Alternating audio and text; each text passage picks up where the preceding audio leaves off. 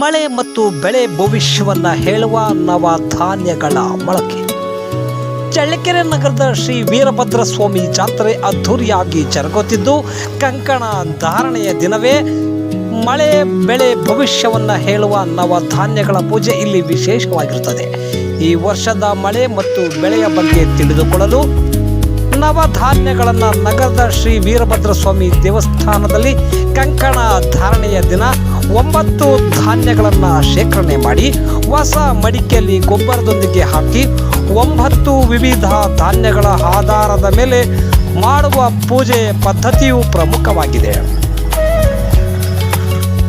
ಈ ಭಾಗ ಬೆಳೆಗಳಾದ ಶೇಂಗಾ, ಗೋಧಿ, ಭತ್ತ, ತೊಗರಿ, ಹೆಸರು, ಅವರೆ, ಎಳ್ಳು, ಕಡಲೆ, ಉದ್ದು, ಹುರುಳಿ ಪೂಜಿಸಿ ಅವುಗಳ ಸ್ಥಿತಿಯನ್ನು ನೋಡಿ ಮಳೆ ಬೆಳೆಯನ್ನು ನಿರ್ಧರಿಸಲಾಗುತ್ತದೆ.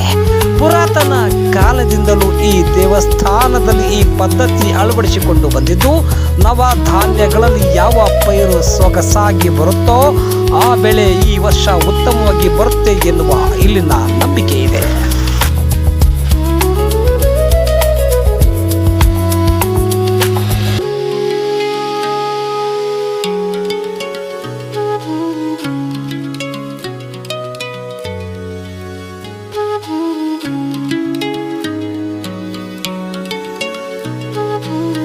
ಕಟ್ಟಿ ಅದ್ರ ಮೊಳಕೆ ನೋಡ್ತಕ್ಕಂಥದ್ದು ಒಂದು ಪದ್ಧತಿ ಇದೆ. ಇದು ಯಾಕೆ ಮಾಡ್ತಾರೆ? ಜಾತ್ರೆ ಇವರು ಜಾತ್ರೆಯು ಪ್ರತಿ ವರ್ಷ 26ನೇ ಇಸ್ವಿ ಮೇ ತಿಂಗಳ ನಡೀತದೆ. ಮೇ ತಿಂಗಳ ವೈಶಾಖ ಮಾಸ ನಡೆಯುತ್ತೆ. ಕಂಕಣ ಕಟ್ಟಿ 7 ದಿನಗಳ ನಡೀತದೆ. ತಿಂಗಳ 7 ದಿನ ಆಗ್ತದೆ.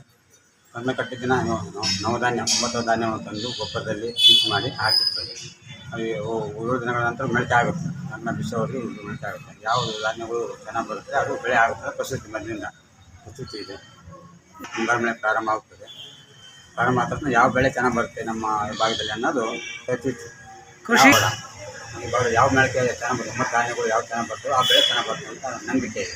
ಯಾವ್ಯಾವ ನವಧಾನ್ಯಗಳು ಯಾವ್ಯಾವ ಹಾಕಿರ್ತೀರಲ್ಲಿ?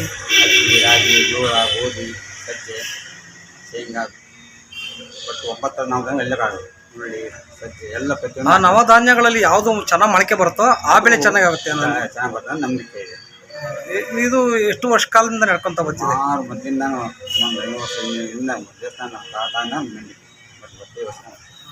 ಇದು ಇದು ಏನು ಕಂಕಣ ಕಟ್ಟಿದ್ದಿಲ್ಲ ನೀವು ಇಡ್ತಿರೋದು? ಕಂಕಣ ಕಟ್ಟಿದ್ದೇ ಕಂಕಣ ವಿಸರ್ಜನೆ ಆಗ ಬೆಳೆ ವಿಶ್ವಾಸ ಇರುತ್ತೆ. ಸಾಯಂಕಾಲ 8:30, 9 ಗಂಟೆ ಕಂಕಣ ಕಟ್ಟಿರ್ತಾರೆ.